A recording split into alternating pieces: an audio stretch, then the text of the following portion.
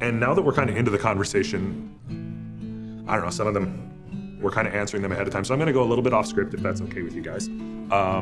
I've chatted with you both individually, which is why I felt you could really speak to this. So this next question, take as much freedom as you want, including the freedom to pass on the question. But I'm still afraid that somebody watching is sitting here thinking to themselves as they're watching, you know, like, okay, so Scott, you had a couple of bad days where you just weren't, or Paul, you were like, oh, I hope this works out, and don't realize that you can have this deep, meaningful, vibrant walk with Christ and be in agony.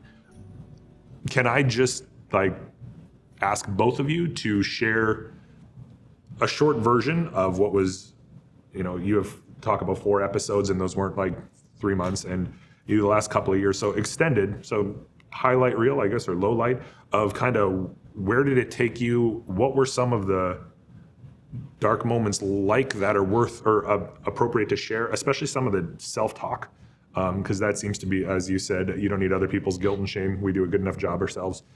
And then bring us to the other side, and then we'll get to some of the things that have helped, specifically what has been beneficial, but just what has the journey really been like, if I may ask? Whatever is appropriate to share, including, you know what, not today.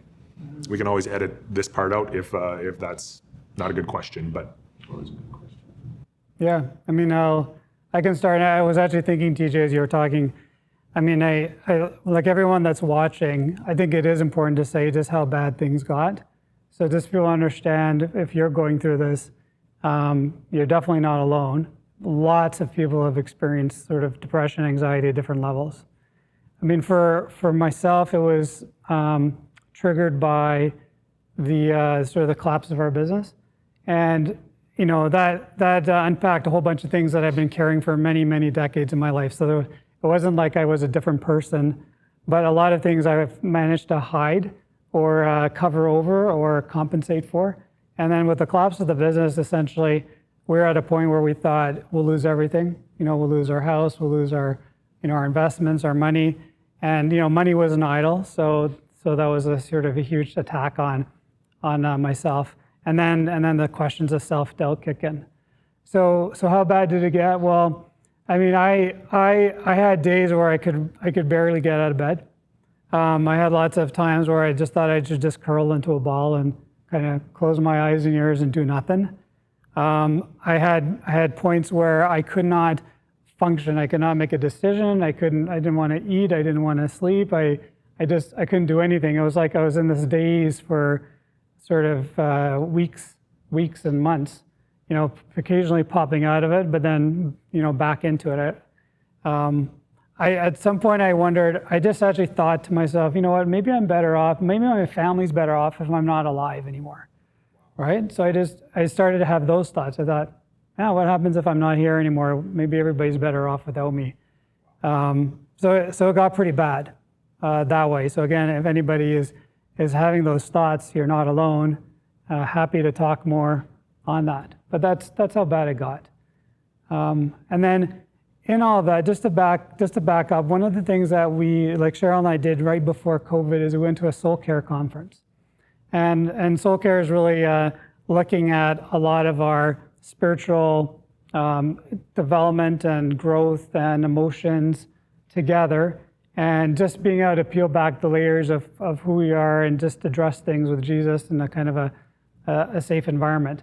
And I think if I hadn't gone to that conference and started to pick up some tools around my own spiritual, healing, I'm not sure that I would have survived, what happened over the 2 years after that. But, in the midst of that, there were a few really practical things that I started to do. So I tried all the normal things that Christians would say to do. So just, you just need to read scripture more. Just listen to a little bit more worship music, just do a little bit more praying, and you'll fix it. And while those things, I definitely kept up with our spiritual practices, there are a few other ones that I started to practice that at the beginning make no sense whatsoever, that they should actually help out with anxiety and depression, but really do. So one of them was practice Thanksgiving. So when I couldn't think and I couldn't concentrate at night, I couldn't sleep, I would actually just get on my journal app and start writing down things I'm thankful for. So I'm thankful for my family, I'm thankful for my marriage, I'm thankful for my health. And it seems so nonsensical that would actually make a difference. But when you start to focus on Thanksgiving instead of your anxious thoughts, it actually kind of focuses yourself a little bit.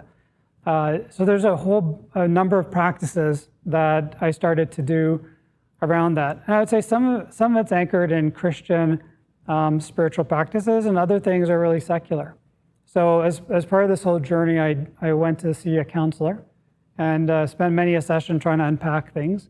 One of the things that my counselor gave me was he actually gave me an anxiety, depression scorecard, where you can actually kind of go through like 25 questions and you assess yourself on how you're feeling. Okay, I'm gonna ask the question we're all wondering. How'd you do? How did I do? I did terribly. Okay. So like when I first started, I scored on the lowest possible scoring in terms of like acute and severe depression and anxiety. I actually had both going on. Oh, wow. And it was an exercise where every week you would fill in the scorecard and you would start to use it as a barometer for how you're feeling. And so at the beginning, it was kind of low, low, low. And then as things progressed, I started to see some weeks where I actually did better. I think that scorecard and that visit to the counselor, I think it legitimized what was going on. Because I think part of what had to happen is I had to have someone tell me, it's all right, Paul. This is okay. This is obviously not welcome. I didn't plan this. It was not in my life plan for the year that I was going to go through this. But it legitimized it. And then, of course, he had suggested some ways to deal with these spiraling thoughts. So the anxiousness that I felt was spiraling thoughts I just couldn't actually get out of. And that eventually kind of crushed me and paralyzed me. So, got some tools through that to begin to work that and respond to things as they came up. And I would say the other big thing was spousal support, right? Like couldn't have done it, couldn't have survived without Cheryl. It does take a toll on marriage when one or both are going through that. The joke I have with Cheryl is that fortunately we don't have crises at the same time. We kind of space them out. Brilliant. That's a great idea. Great strategy, right? So that also helped as a tool. So a lot of things in there. I'm sure you want to unpack, TJ, but just a little bit more about the details. Yeah, no, thank you for the openness. Yeah. What about you, Scott? I think when I was 20, what triggered that idle relationship with that person opened the door of worldview. What do you depend on? And I think there was a book I was recommended by someone who's called Telling Yourself the Truth or something by William Backus, and basically it was kind of reprogramming. It didn't work at all. And people recommended the book out of love and stuff like that, but it wasn't his fault, obviously, but it was useless. It didn't help at all. And so I had to quit Bible school. I was taking a course in, what was it called? Western Thought and History. And I thought I was a nihilist or an existentialist of some point that I had to now define meaning. And I said, that's just deceptive. I'm not going to try to make things mean something that don't or are based on my view of things. So anyways, what that did though, it put an intensity on me that I had intensity with sports, but it just wiped all that away. And then when I was 20, I kind of wanted to go back to the way I was.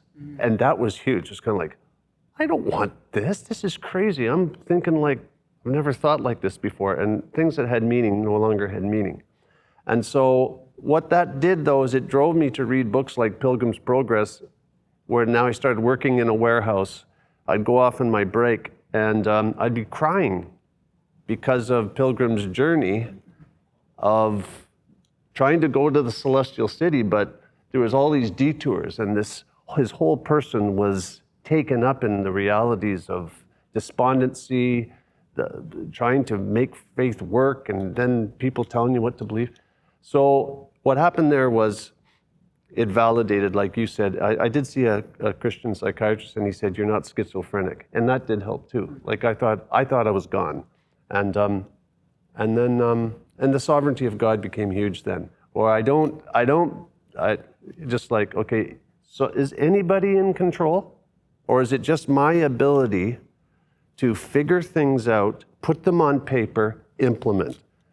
That's just, anyway, so the Puritans were very good for me in helping me say, okay, authenticated through reading Pilgrim's Progress. And that basically set me on a trajectory to not try to take over responsibility. I don't know if this is going to sound right, but over responsibility for my life. Like, I cannot, what does it say, Scripture says, 2 Corinthians, God, one plants, one waters, but who makes it grow? God makes it grow, and he knows the conditions that Paul needs, Scott needs, that Pastor TJ needs to make it grow, whether I like the conditions or not. And so I find that very encouraging. Fantastic. So that seems to be more your first episode or second one. When you get into the 2012, 2020, not necessarily what triggered it, but what did the valleys look like, and what were some of the, as Paul was telling us, the gratitude journal, the different things that helped start to see the other side? What were the valleys and the climb back out look like? Me? Okay. 2020 caught me by surprise because I thought you kind of fall into this unscriptural view of the way walking with God works. Namely, if I do A, God will do B. So I'm basically obeying. I'm basically trying to give my energy and time, trying to be responsible, all these things, and then wham, an episode happens triggered by some other things, but the effect is the same. I can't get myself out. I think the biggest thing is, like Paul mentioned too, without Laura, I'd be up the creek without a paddle. I think the Christian community of clear-thinking people who kind of go, Scott, I don't have a flying clue what you're talking about, but keep doing A, B, C, D. That was helpful. There was one girl who said in the 2020 episode, she said, let us do the heavy lifting for you. This is a friend of Laura's, meaning kind of pray you out of this. I'm just saying, we're all trying to believe in the means of grace, that the community here is, we are a unique group of people in that we're the body and Jesus Christ is the head. And there's a flowing down of those things that, like, I don't know what's going to happen tomorrow, and that he's going to be able to put the pieces of the puzzle of my life together. And then I think probably one of the biggest pieces, though, that I would want to encourage people is don't dismiss yourself, and don't dismiss your lack of that gap between what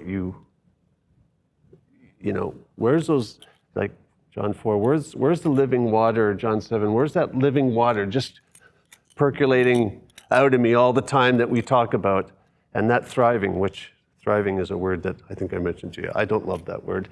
I think it's over. Anyway, it doesn't matter. That's another conversation. Yeah. So, but taking seriously God's providence, as Piper said something very helpful about God's providence. It's not a code to be deciphered, what God has allowed. I don't know what the positive was of it, but I believe that part and believe that God knows what he's doing with our life and knows how to get us from A to B more than I do. So doesn't mean that you're irresponsible, but you're laying hold of those means of grace. And in 2020, it was believing my wife again, that sister who said that thing that was helpful, and then talking to Dr. Gamble for medication. What do we do this time? And then my kids also loving on me and stuff like that. And it wasn't like you could say 4 steps to get better. That to me is absolute unhelpful. All right. Well, this has been helpful. So let's, unless I missed something, then correct me and go back. But let's kind of pivot a little bit more towards going forward. What do we do with this conversation? How can this hopefully be helpful to others? I'm trying to think. I can't think of anything that you guys are personally benefiting from by being a part of this conversation. So this is about something bigger. This is about giving. I mean, we don't have a ton of time left because you've got work meetings and you have to drive somewhere else, and he was in Alberta yesterday, and yeah. So I appreciate you guys taking the time. What are some of your hopes and dreams for being a part of this conversation, for having the church actually talk about mental health? What are you hoping comes out of this video? Scott? Believing that you can grow, don't dismiss yourself. And so my whole thing was coming here is that you have an ally. You need to find allies that you don't have to work at. Do you know what I mean here? Like, you don't have to work at it and say, because you kind of get an understanding of the go-to people. So there's incredible resources. Like William Cowper was depressed. He wrote, God moves in a mysterious way, his wonders to perform. Like, I like finding those things. Andrew Peterson is another one. And then, so I would want to see come out of this just that your experience is not unusual. I'd probably want to jump on your side of the teeter-totter and kind of even things out a little bit and say, you know what, thriving is not the issue. The issue is knowing God. And we know him in different ways, and we need each other to do that and find allies, whether it's through music or people themselves, and it may be only one or two that kind of get you, but one or two are enough. I mean, I just read a book on Spurgeon's Sorrows last time by Zach Eswine. He was an ally. It was like, you don't even know me, dude, and you really helped me, and you'll never know it. And there's lots of good resources out there. Yeah. Great. What about you? I mean, I think one other thing just to mention around my story was, and I think this is common for a lot of people, is that often depression, anxiety can be like people cover it up. So you try as much as possible to hide it. Part of it is what you call self-soothing, which is it hurts so much, you just find anything to make it feel better. So often anxiety, depression can lead to addiction and other challenges, just because you're trying to soothe it, cover it, make it feel better, whatever. You're almost desperate to do something different. So I think that's important because you may not think that you're anxious or depressed, but if you're struggling with something, you may find that it's actually covering up some deeper feelings. So, I mean, my hope today was really just to share a little bit of my experience. So I really want people to know that there's other people that are going through the same things of what you're going through. For me, it's also a testimony. Like I wouldn't say I'm on the other side yet, but I'm definitely in a different place than I was a year ago. And so I think there is credit to God for that and those that were helping me through it. So it is a thank you. And then, as a church, I think we should do more discussions and focus on mental health and as a place of healing. So ultimately, we want our church to be a place of healing and a place where people encounter Jesus. And often Jesus, through these situations, is drawing us closer to him. And we need to be responsive and step into that. But really, this is like almost all things that go on in our life are about getting closer to Jesus or Jesus drawing us to him. And so that's definitely something that we can draw people to through talking about mental health and anxiety and depression. Could I just, I brought this this guy, his name's Andrew Peterson. He's written a song for his friend who lost her daughter or something, and it triggered depression. Anyways, the lyrics go like this. Do you remember how Mary was grieving, how you wept and she fell at your feet? If it's true that you know what I'm feeling, could it be that you're weeping with me? Arise, O Lord, and save me. There's nowhere else to go. You're always good, always good. Somehow, this sorrow is shaping my heart like it should. And you're always good, always good. Well, it's so hard to know what you're doing. Why won't you tell it all plain? But you said you'd come back on the third day, and Peter missed it again and again. So maybe the answer surrounds us, but we don't have eyes to see. Then it says, you're always good, you're always good. And then this line, this heartache is moving me closer than joy ever could. I need fuel like that. Yeah. It's out there. Yeah. Yeah, I know. You guys have said multiple things that have triggered whole other conversations. So I think it was Paul that you said, the negative part wasn't part of the year plan, the goals and the heartache brought me closer than the joy ever could. And yeah, we never plan the bad, but it's that time often that brings us closer. And then fun side note, I was recommended this book and it wasn't helpful. I actually now want to start like a whole, what book do you not recommend list? Because that you've read. But anyway, that's not for here or there. And then you just made a couple comments that I want to kind of move towards the end of our conversation again. We're wrapping up on time. And once again, not sure when you're watching this, but if we can help at all, please reach out. If you're also wondering why we're sitting so far apart, the pandemic is still a thing when this is being filmed. And so we're socially distancing. I realize that if you don't understand that, this looks really weird. But anyway, the Western Church. If you want to go Rexdale Alliance specific, since we're all connected to that, but the Western Church, in this conversation and struggle of mental health, what has it done well, and where could it improve?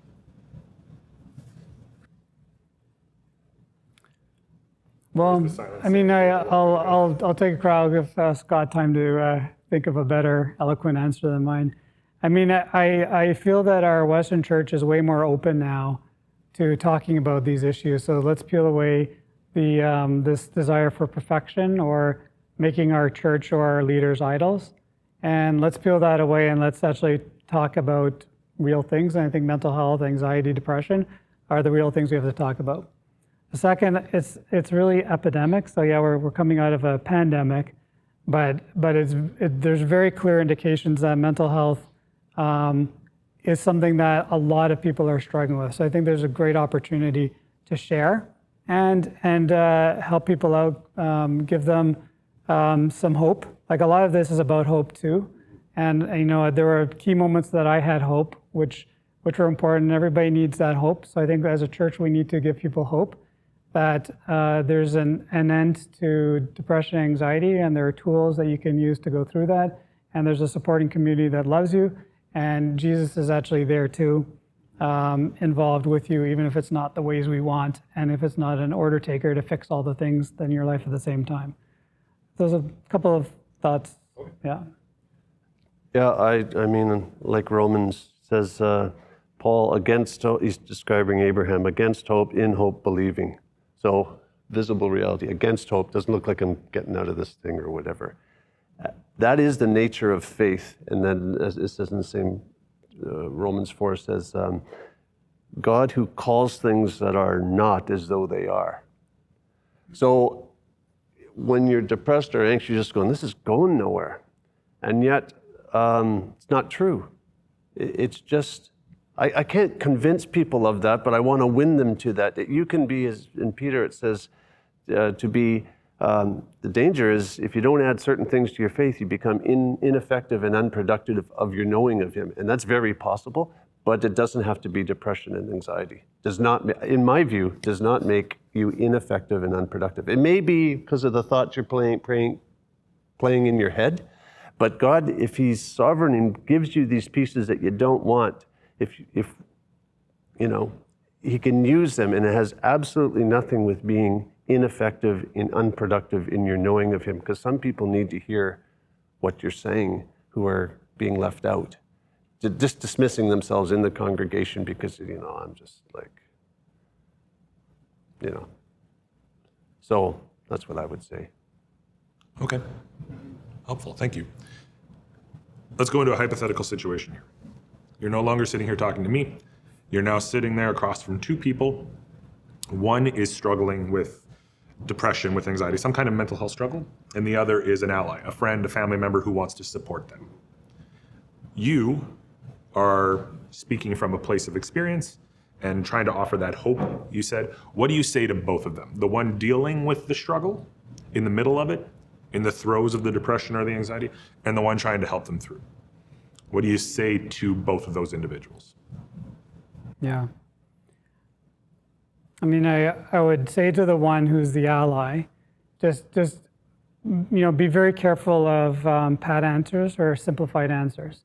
you intend well, and I am certainly guilty of this too. You intend well, but it's also one of those things where if some people are not susceptible to anxiety or depression, like they struggle with other things. And so if you're not susceptible to it, it's really hard for you to understand why this is a big deal, right? So park your skepticism and just say, understand that it's a big deal. Like there's things in your life that are a big deal. So just recognize that and no pat answers or simplified solutions. To the person going through it, I would just say there are a whole bunch of things that you can add into your life bit by bit to help the dialogue with yourself and with those that are supporting around it. There's little tools, and a lot of it is bit by bit. So don't try some massive change, but just try little practices. So for me, it started with the only thing I can kind of get myself around is I'm going to start listing out the things I'm thankful for. Really, really small example. No life change going on there, but it's just those little things at a time. So start little.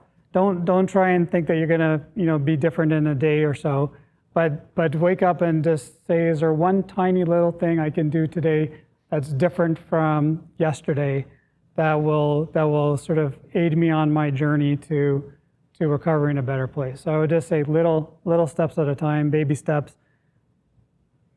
Best way to kind of step through it, because it's a long process and there's no sudden jumps, so one step at a time. Okay. Scott, what do you say to these two people? Well, to the caregiver, thanks, because they take a beating. And you are blessed if you have one, and someone who takes you seriously and gives you perspective and also sits up and just does that. And I also to the caregiver, that don't over-sovereign Jesus, or over-sovereign God. God is sovereign. Those Romans say, let God be true and every man a liar. God is true. So that's what we're banking on, although it's not tactile and it doesn't even seem like it's working. And it's okay to say that your faith is not working. So to the caregiver, I understand the panic or the wondering what's going, especially if it happens the first time for someone they love, that they see them just going down. So that's but I would just say He's in these things. It's kind of like His specialty in things that we don't want. So releasing your loved one or your child or whatever to this, and it's not easy. So I'd say that. And then to the person that's with me, I would say I'd love to talk. I wrote down just a few resources, and I would say just like stuff like this. I'd say, my fuel may not be your fuel, but you need to be fueled. So my wife would listen to some of my music and she got all depressed. You got depressed? I said, this is totally hopeful stuff. What are you talking about? This happened last year. So anyway, there's people like Bob Bennett, Michael Card, Sarah Groves, Andrew Peterson, a book called The Valley of Vision by the Puritans, Elizabeth Elliot. These people they've had the blues, okay? Not just a little bit, but had the blues. John Bloom has a book called Don't Follow Your Heart. Zach Eswin, I've mentioned. CCEF, which is a Christian counseling, which is really rooted in great theology. William Cowper wrote some of the best hymns in history. And the book of Hebrews, that we have an advocate. We have a high priest who has capacity. The problem is we don't believe it half the time. And we need to encourage one another believing. And that's why you guys meet together in the 2 days from now, right? Yes. Yes. That is so to help each other, rally each other. Let's believe. Let's not blame that you can't believe, because sometimes let's face the fact that unbelief is a reality, and try to rally each other even though we can't control it. But God, and believing in the overflowing, that God's much. My wife is very merciful and compassionate, and so for a while I think she might.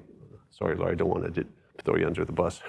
No, I'm not throwing Laura under the bus. Without her, I'd be dead, okay? So let me just... But we've had... Good level set. Yeah. So, but just that God's mercy is overflowing, and His capacities. So at the end of the day, what we want is we want God confidence collectively and individually. And that's not always the same as self-confidence.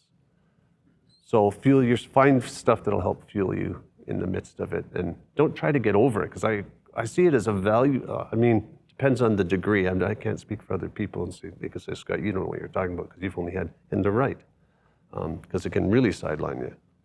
But I still got to come back to the sovereignty of God, that he knows what he's doing. All right. Well, I've got one more question, but before I do that, I just want to point out a couple of things. We're going to do our best to get resources, recommendations from both these guys, maybe even a book, not to read, but at least these artists and authors you guys have listed, or different practices that have been helpful, and have those available in some format. We'll work that out. But wanted to thank you for joining us. And one of the big things that has come up multiple times is you're not alone. And I think one of the biggest weapons of Satan is to isolate, to make us think we are the only ones. I think of Elijah. He sees the triumph of Mount Carmel in 1 Kings 18, and by 1 Kings 19, he is on the backside of a desert asking God to take his life because he's the only one left.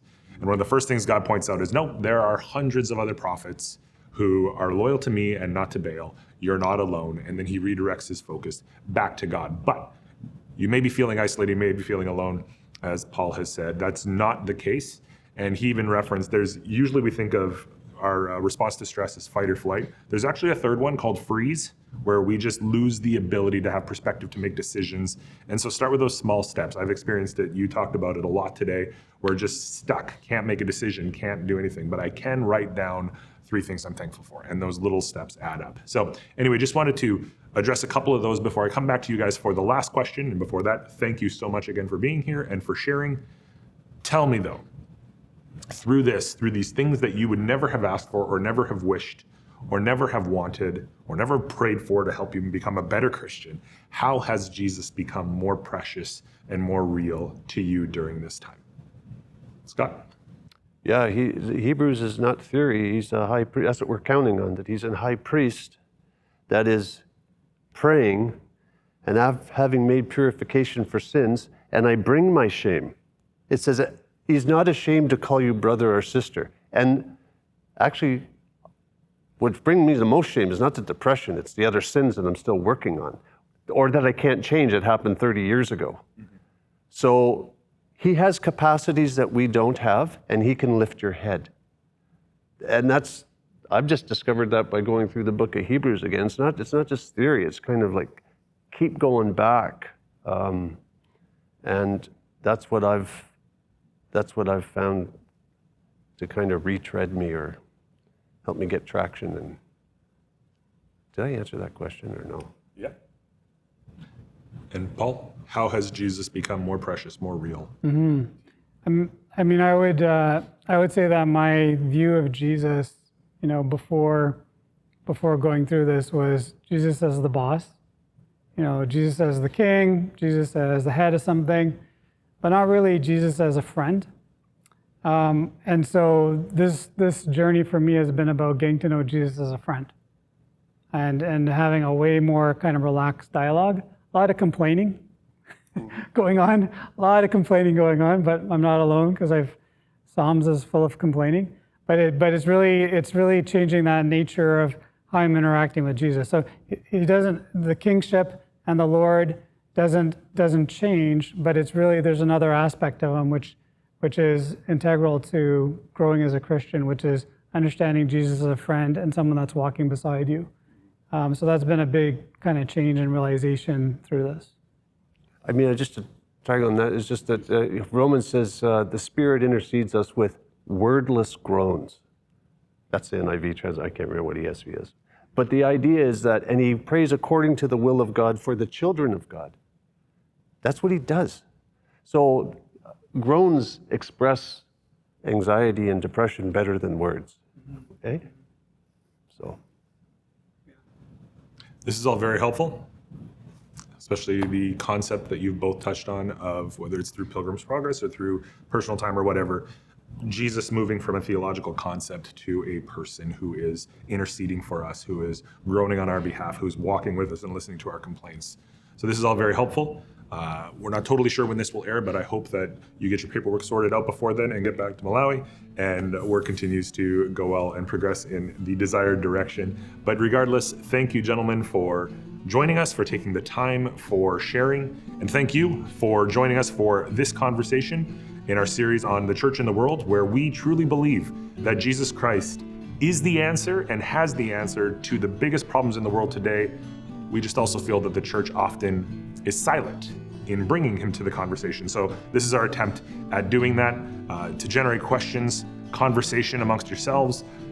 You may not agree with everything that was said here. That's a good thing. Talk about it, dialogue with it. We're trying to all learn together as we move towards whatever it is Jesus is calling us towards. But thank you for joining us. If we at the church can help you in any way, please reach out.